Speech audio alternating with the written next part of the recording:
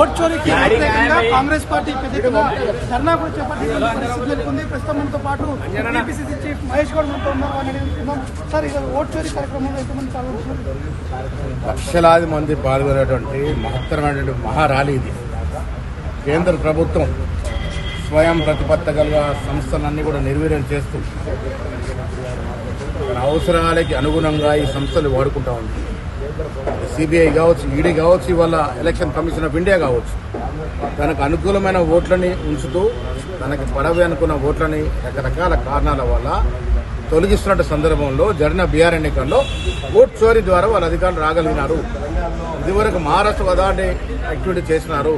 ఇది ప్రజాస్వామ్యానికి విఘాతం కలిసింది కాబట్టి ప్రజల్ని మేలుకొరికే విధంగా, ప్రభుత్వానికి కనువిప్పు కలిగే విధంగా కోట్లాది సంతకాలు దేశవ్యాప్తంగా సేకరించి ఇవాళ ప్రెసిడెంట్ ఆఫ్ ఇండియాకి సమర్పించబోతా ఉన్నాం.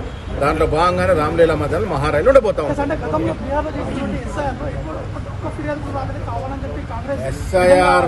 ఎస్ఐఆర్ ద్వారా కాంగ్రెస్ కి అనుకూలమైనటువంటి ఎస్సీ, ఎస్టీ, బీసీ, మైనార్టీ ఓట్లు తొలగించినారు. దాని ద్వారానే మూడవసారి అధికారులకు ప్రజల ఆభిష్టం మేరకు కాకుండా ప్రజల ఆభిష్టం వ్యతిరేక అధికారులకు వచ్చినారు. దానికోసం ఇవాళ మా ముఖ్యమంత్రి గారు, మా డిప్యూటీ ముఖ్యమంత్రి గారు, మా మంత్రులంతా కూడా ర్యాలీలో పాల్గొంటా ఉన్నారు.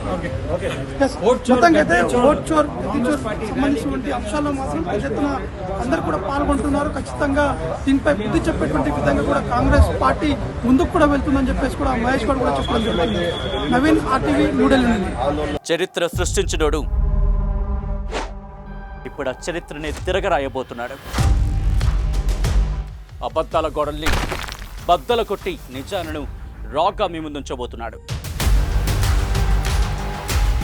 నిజమైన వార్తల కోసం వెంటనే డౌన్లోడ్ చేసుకోండి రా యాప్ని.